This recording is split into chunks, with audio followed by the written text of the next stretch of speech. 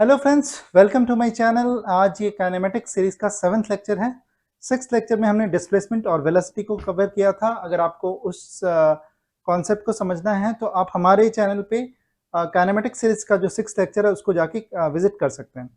ठीक है, तो आज हम इस आज के 7th लेक्चर में हम कवर करेंगे डिस्प्लेसमेंट और डिस्टेंस के डिफरेंस के बारे में। ठीक है, तो आगे बढ़ने से पहले एक छोटा सा रिक्वेस्ट कि अगर आप चैनल पे नए हो तो इसे सब्सक्राइब करके बेल आइकॉन जरूर दबा देना, ताकि जो भी नए वीडियोस आए उसका नोटिफिकेशन आप तक पहुंच सके। ठीक है, तो आगे बढ़ते हैं और समझते हैं डिस्टेंस और डिस्प्लेसमेंट के डिफरेंस के बारे में। ठीक है, तो देखो, जब भी कोई ऑब्जेक्ट मूव करती है, ठीक है, तो वो किसी ना किसी पाथ पे मूव करेगी। ठीक है, जिस पाथ पे वो मूव करती है ना, वो उसकी ट्रैजेक्टरी कहलाती है। ठीक है, तो जब भी कोई बॉडी मूव कर रही है तो किसी ना किसी ट्रैजेक्टरी पे मूव करेगा, राइट। तो वो जो ट्रैजेक्टरी है ना, उसका जो टोटल लेंथ होता है ना, वही डिस्टेंस कहलाता है। मतलब बाय डेफिनेशन डिस्टेंस क्या है? एट द पाथ लेंथ, जिस पाथ पे बॉडी एक्चुअली ट्रेवल कर रहा है उस पाथ का जो टोटल लेंथ होता है वही डिस्टेंस कहलाता है। क्लियर? ठीक है, तो देखो, जैसे मान लो कि एक पॉइंट ए है। ठीक है, एक पॉइंट ए है, ठीक है, और एक पॉइंट यहाँ पे बी है। ठीक है, दो पर्सन है, मान लो P1 और P2। ठीक है, P1 और P2। ठीक है, P1 को भी A से B पे जाना है और P2 को भी A से B पे जाना है। ठीक है, यहाँ पे एक पॉइंट मान लो D है, D है। ठीक है, और यहां पर में एक और पॉइंट मान लो ये E है। ठीक है, अब P1 को जब जाना है A से B की ओर, तो उसने क्या किया कि वो A से D पे गया पहले और D से फिर B पे गया। ठीक है, तो this is the path travelled by P1। ठीक है, और उसी पॉइंट से एक दूसरा पर्सन शुरू करता है, मान लो P2। ठीक है, और P2 क्या किया कि A से E पे गया और उसके बाद वो E से B पे गया। ठीक है, तो ये दो केस हमने डिस्कस किया। P1 and P2 are to persons. ठीक है, दोनों को A से B पे जाना है। P1 जब गया तो A से D पे गया, D से B पे गया। तो P1 का पाथ क्या हो गया? ADB, यानी इसकी जो ट्रैजेक्टरी हो गई वो ADB हो गई। तो डिस्टेंस ट्रेवल्ड बाय P1 जब पूछा जाएगा तो वो क्या होगा? ADB का जो लेंथ होगा। ठीक है, similarly distance travelled bye P2 अगर पूछा जाएगा तो वो क्या होगा? A से E गया, E से B गया, तो length of AEB, that will be the distance travelled bye P2। यानी यहाँ पे अगर हम सिंपल लिखें डिस्टेंस, ठीक है, ट्रेवल्ड बाय P1 क्या होगा? ADB, length of ADB। ठीक है, और डिस्टेंस ट्रेवल्ड बाय P2 क्या होगा? Length of AEB। ठीक है, तो ये लेंथ होगा। ठीक है, तो डिस्टेंस ट्रेवल्ड बाय P1 क्या हो गया? Length of ADB, ADB। और डिस्टेंस ट्रेवल्ड बाय P2 क्या हो जाएगा? Length of AEB। राइट, एक ही पॉइंट से एक ही पॉइंट पे जाना है। ठीक है, मान लो किसी को पटना से दिल्ली जाना है। ठीक है, तो दो आदमी अगर दो रास्ता ट्रेवल करेगा तो दोनों का डिस्टेंस अलग होगा, ट्रेवल्ड अलग होगा, ऑब्वियसली। सेम यहाँ पर भी है, तो डिस्टेंस समझ में आ गया। ठीक है, डिस्टेंस एक्चुअल लेंथ पे डिपेंड कर, actual length of the path पे डिपेंड करता है जिस पाथ से बॉडी जा रहा है। ठीक है, और दूसरी भी चीज क्या है कि डिस्टेंस में सिर्फ मैग्नीट्यूड होता है, इसको डायरेक्शन से कोई मतलब नहीं है, ऑब्जेक्ट कहाँ जा रहा है। ठीक है, तो ये जैसे मान लो P1 जो है वो ADB पे गया। ठीक है, उसके बाद मान लो यहाँ पे एक और पॉइंट था M। ठीक है, और वो बाद में B से M पे गया और फिर वो M से B पे आ गया। ठीक है, ठीक है, तो अब P1 की जो टोटल लेंथ है वो क्या होगी? ये मान यहाँ पे मान लो एक और पॉइंट है Q। ठीक है, तो P1 की अब टोटल डिस्टेंस ट्रेवल्ड क्या होगा? ADB फिर से MQB, ये होगा टोटल डिस्टेंस ट्रेवल्ड। ठीक है, तो देखो जबकि यहाँ पे पहुंचा P1 और फिर से घूम के वापस वहीं पे आ गया, लेकिन फिर भी वो डिस्टेंस ऐड हो गया, राइट। तो डिस्टेंस को डायरेक्शन से मतलब नहीं है कि वो कहाँ किस डायरेक्शन में जा रहा है बॉडी, उसको सिर्फ जिस पाथ पे जा रहा है उसके लेंथ से मतलब है। वो पाथ किस डायरेक्शन में जा रहा है डजंट मैटर, ठीक है। तो डिस्टेंस क्या हो गया, length of the actual path which is travelled by the body. दो बॉडी एक पॉइंट से दूसरे पॉइंट पे जा रहा है, सेम पॉइंट है but same set of point है, ए से स्टार्ट कर रहा है बी पे जा रहा है, लेकिन चूंकि अलग अलग पाथ से जा रहा है इसलिए दोनों का डिस्टेंस अलग है, ठीक है। अब देखो डिस्प्लेसमेंट के बारे में। डिस्प्लेसमेंट क्या होता है, डिस्प्लेसमेंट होता है change in position of the body, ठीक है। अगर डिस्प्लेसमेंट को नॉर्मल लैंग्वेज में बोला जाए ना तो बोलते हैं घसकना, ठीक है। कोई भी चीज कितना डिस्प्लेस हुआ इसका मतलब कोई भी चीज कितना घसका, ठीक है। तो देखो displacement is change in position, ठीक है। मतलब अब जैसे मान लो कोई बॉडी है, कोई बंदा है जिसने वेट लूज किया है, सपोज वो 60 से 80 हो गया, तो चेंज इन वेट कैसे निकालोगे, बाद का वेट माइनस पहले का वेट, ऐसे निकालोगे ना। तो यहां पर क्या हो रहा है, चेंज इन पोजीशन हो रहा है, तो वो कैसे निकालोगे, बाद का पोजीशन माइनस पहले का पोजीशन, ठीक है। तो P1 के बाद का पोजीशन यानी बाद में वो कहां पे आ गया, B पर, और पहले का पोजीशन क्या है, A है, पॉइंट ए पर, पहले पॉइंट ए पे था बाद में पॉइंट बी पे आया। एक्चुअली पहले वाला जो रहता है ना उसको हम इनिशियल पोजीशन बोलते हैं, और बाद वाला जो होता है उसको हम फाइनल पोजीशन बोलते हैं, ठीक है। तो उस टर्म में बोलते हैं तो P1 का जो इनिशियल पोजीशन क्या था A, और P1 का फाइनल पोजीशन क्या है पॉइंट बी, ठीक है। मानते हैं कि पॉइंट ए का जो पोजीशन है वो है XA, ठीक है। मान लो ये XA है, ठीक है, और B का जो पोजीशन है वो मान लो XB है, ठीक है। तो चेंज इन पोजीशन डिस्प्लेसमेंट होगा, तो यहां पर डिस्प्लेसमेंट ऑफ P1 क्या होगा, change in position of P1, ठीक है। तो डिस्प्लेसमेंट ऑफ P1 अगर हम बोलेंगे वो क्या होगा, XB, बाद माइनस पहले, final minus initial, that is XB minus XA, ठीक है। सिमिलरली अगर हम P2 का डिस्प्लेसमेंट बोलते हैं तो P2 का भी वही होगा। P2 इनिशियली कहाँ पे था, A पर था, बाद में कहाँ गया, B पर, ठीक है। तो P2 का जो P2 का अगर बोले जाएगा कि what is the displacement of P2, तो क्या होगा, what is the change in position of the P2, यानी P2 पहले कहाँ था और बाद में कहाँ पहुंचा, दोनों का जो अंतर आया, दोनों के पोजीशन में जो चेंज आया, दैट इज द डिस्प्लेसमेंट, ठीक है। तो डिस्प्लेसमेंट ऑफ P2 जो है वो होगा, अगेन P2 क्या होगा, फाइनल पोजीशन P2 का क्या है B, अगेन XB, और इनिशियल पोजीशन उसका भी A ही था, देन अगेन XA। तो यहां पर देखो displacement of P1 and P2 are same, ठीक है, जबकि दोनों अलग अलग पाथ से गया है B पर, लेकिन डिस्प्लेसमेंट दोनों का सेम है, लेकिन डिस्टेंस दोनों का अलग है, ठीक है।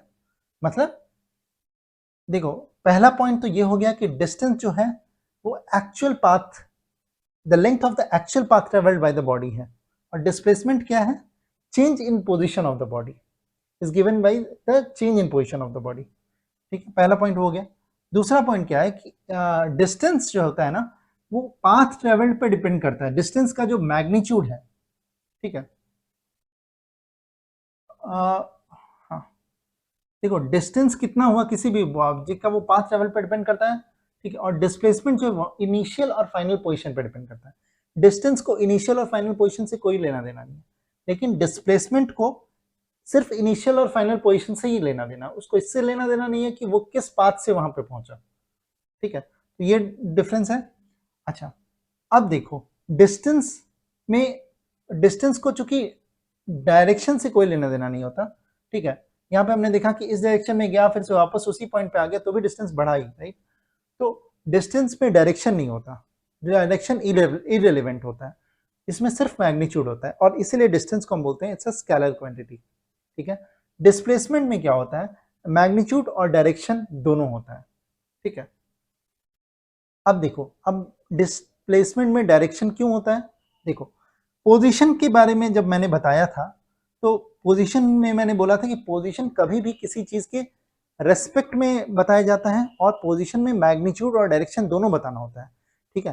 फॉर एग्जाम्पल अगर कोई मुझसे ये पूछे कि what is the position of this board before board with respect to you, ठीक है, तो मैं ये नहीं बोल सकता, अगर 1 फीट की दूरी है तो मैं ये नहीं बोल सकता कि इट्स 1 फीट, मुझे ये भी बताना होगा कि इट्स 1 फीट पीछे, 1 फीट आगे, 1 फीट लेफ्ट और 1 फीट राइट, ठीक है। तो जब तक हम डायरेक्शन स्पेसिफाई नहीं करेंगे we can not predict the position of a body, ठीक है।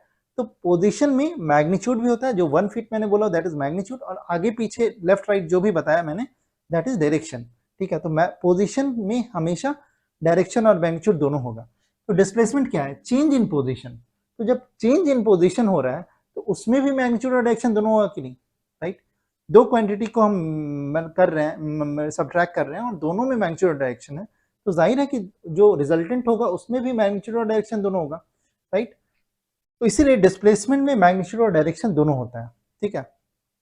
अब देखो, अब हम इसका पूरा नोट्स ना लेक्चर के लास्ट में मिल जाएगा, ठीक है। तो you need not to note it down, जो मैं बोल रहा हूँ उसको उसका पूरा नोट्स आपको मिल जाएगा, ठीक है। तो देखो यहाँ पे ये मैंने बोला। अच्छा, अब देखो कि डिस्टेंस का जो मैग्नीट्यूड है वो कैसे निकालेंगे और डिस्प्लेसमेंट का मैग्नीट्यूड कैसे निकालेंगे। देखो, डिस्टेंस का अगर हमें मैग्नीट्यूड निकालना है तो हमें क्या करना होगा, जिस एक्चुअल पाथ से बॉडी ट्रेवल किया है उसकी हमें लेंथ निकालनी होगी। Okay, that's very true.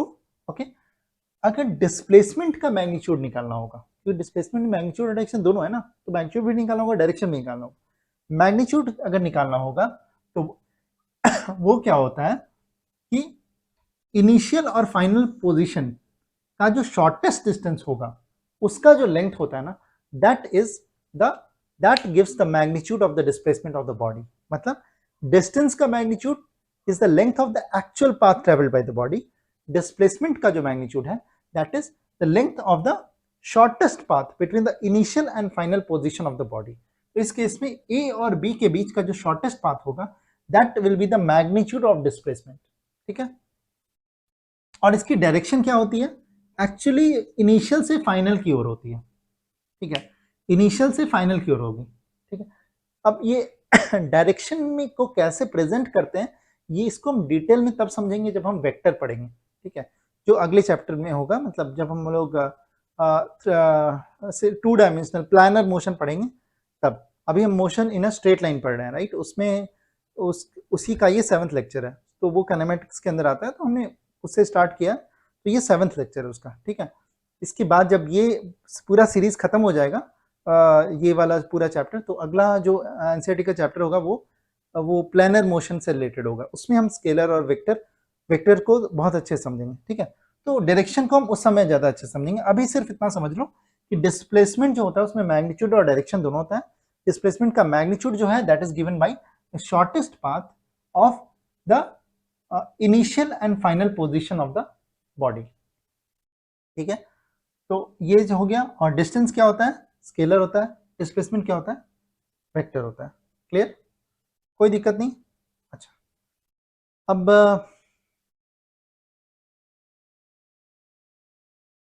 देखो एक और पॉइंट समझो कि डिस्टेंस जो है ना, चूंकि वो एक स्केलर क्वांटिटी है, इट इज ऑलवेज पॉजिटिव, ठीक है, ठीक है। और डिस्प्लेसमेंट जो है ना वो पॉजिटिव और नेगेटिव और जीरो तीनों हो सकता है, ठीक है। क्योंकि डिस्टेंस जो है वो जब डिस्टेंस जीरो तभी होगा जब कोई बॉडी रेस्ट पर है, लेकिन जैसे ही कोई बॉडी मूव किया तो उसकी कुछ ना कुछ ट्रैजेक्टरी होगी, और जैसे ही उसकी ट्रैजेक्टरी होगी तो उसका कुछ लेंथ होगा, तो उसका कुछ डिस्टेंस ट्रेवल्ड होगा ही होगा, ठीक है। तो डिस्टेंस इज ऑलवेज पॉजिटिव।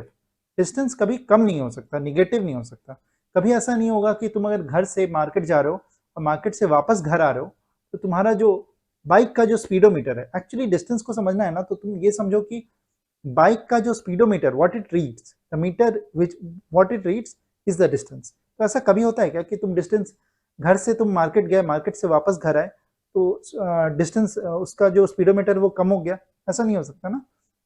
उसको मतलब नहीं है कि तुम कहाँ जा रहे हो, ठीक है, किस डायरेक्शन में जा रहे हो, उसको सिर्फ मतलब है कि जिस पाथ पे जा रहे हो उसका लेंथ क्या है, and that is added and that keeps on adding on your speedometer, and that's what the distance travelled by you till now on that bike, ठीक है। तो distance is always positive. Displacement क्या होता है, displacement एक vector quantity है और ये पॉजिटिव, नेगेटिव और जीरो तीनों हो सकता है। देखो इस चीज यहाँ पे एक पॉइंट अच्छे से समझो कि फिजिक्स में प्लस और माइनस कुछ नहीं बल्कि डायरेक्शन होता है, ठीक है। तो +5 अगर कोई बोलता है ना कि +5, ठीक है, तो +5 का मतलब है कि 5 units in a specific direction, ठीक है। और -5 का मतलब है कि जिस डायरेक्शन में +5 था ना उसके ठीक ऑपोजिट में अगर 5 यूनिट्स है डिस्प्लेसमेंट हुआ है तो वो that will be denoted by -5, ठीक है। +5 का मतलब हुआ +5 डिस्प्लेसमेंट, मतलब डिस्प्लेसमेंट मतलब एक स्पेसिफिक डायरेक्शन में 5 यूनिट्स, और उसके ठीक ऑपोजिट डायरेक्शन में अगर 5 यूनिट्स हो गया तो वो कहलाएगा कि -5 का डिस्प्लेसमेंट हुआ। तो इस तरीके से फिजिक्स में प्लस माइनस सिर्फ डायरेक्शन को बतलाता है। तो इसीलिए चूंकि डिस्प्लेसमेंट में डायरेक्शन एक मतलब एक इंपॉर्टेंट फैक्टर होता है, इट्स अ वेक्टर क्वांटिटी, इसीलिए यहाँ प्लस मतलब डिस्प्लेसमेंट पॉजिटिव भी हो सकता है और नेगेटिव भी हो सकता है और इवन जीरो भी हो सकता है। जीरो कब होगा? जब बॉडी वापस अपने इनिशियल पॉइंट पे आ जाएगा, ठीक है। यहाँ पर देखो मैंने एक ड्रॉ किया था कि जैसे मान लो P2 अगर है, मैं फिर से उसी चीज को कवर करता हूँ, एक मिनट, हमने पहले ये गाइड किया था ना, ठीक है। तो P2 का जो पाथ था इनिशियली वो क्या था? हमने बोला था कि P2 जो है, एक हमने बोला था कि P2 ए से ई पे गया और ई से बी पे गया, ठीक है। अब मान लो तो हमने इसका डिस्प्लेसमेंट कैसे निकाला था? Initial position A, final position B, तो डिस्प्लेसमेंट था एक्स बी माइनस एक्स ए, बाद का माइनस पहले का। अब मान लो कि ये P2 जो है ना ए से ई से बी पे गया और बी से वापस ये ए पे आ गया, ठीक है। तो अगर ये वापस ए पे आ जाता है तो इसका पाथ ट्रेवल क्या है? ए ई बी और वापस से ए, ठीक है। तो चूंकि इनिशियल पोजीशन इसका अब क्या था? पहले क्या था? ए ही था, लेकिन अब फाइनल पोजीशन क्या हो गया? फाइनल पोजीशन भी ए हो गया। तो डिस्प्लेसमेंट कैसे निकलेगा? एक्स ए माइनस एक्स ए, ठीक है, final minus initial which will be zero, right. तो उस केस में जब भी कोई बॉडी मूव करके अपने इनिशियल पोजीशन पे आ जा रहा है तो उस केस में डिस्प्लेसमेंट जीरो होगा। मतलब तुम अगर घर से मार्केट जा रहे हो, मार्केट से वापस घर आ रहे हो, तुम्हारा डिस्टेंस जीरो नहीं हुआ, लेकिन तुम्हारा जो डिस्प्लेसमेंट है वो जीरो हो जाएगा, ठीक है। तो डिस्प्लेसमेंट जीरो भी हो सकता है। तो डिस्प्लेसमेंट जीरो, पॉजिटिव, निगेटिव तीन हो सकता है। डिस्टेंस इज ऑलवेज पॉजिटिव, ठीक है। ये एक इंपॉर्टेंट पॉइंट है, ठीक है, okay.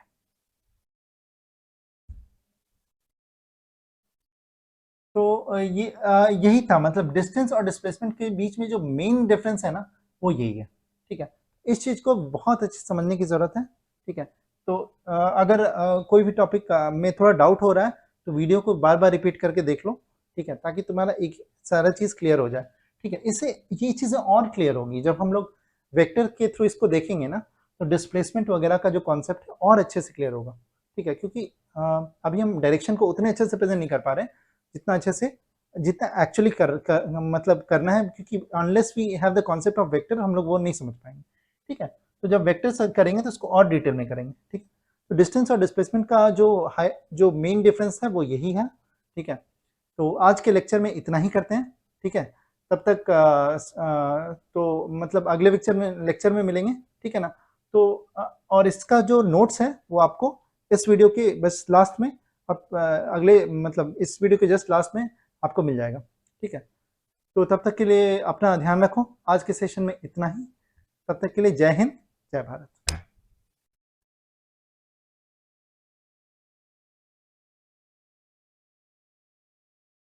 Hello friends, this is Rahul Anand and thank you so much for visiting बीटस academy channel. I hope आपको ये वीडियो अच्छा लगा होगा। अगर अच्छा लगा है तो आप चैनल को सब्सक्राइब ज़रूर कर दें और बेल आइकॉन भी ज़रूर दबा दें, बिकॉज बेल आइकॉन दबाने से क्या होगा कि जो भी अपकमिंग वीडियोस हैं, there are many more courses to cover, तो जब भी कोई नई वीडियो आएगी तो उसकी एक नोटिफिकेशन आपको मिल जाएगी, ठीक है। तो और ऐसा भी हो सकता है कि कुछ चीज़ें आपको पसंद ना आई हों या कुछ सजेशंस आप देना चाहें for improvement, so you are most welcome and आप अपने वैल्यूएबल फीडबैक कमेंट सेक्शन में डाल सकते हैं। We will use those suggestions for improvement in our next videos, okay. So hope to see you in the next video. तब तक के लिए अपना ध्यान रखें। जय हिंद।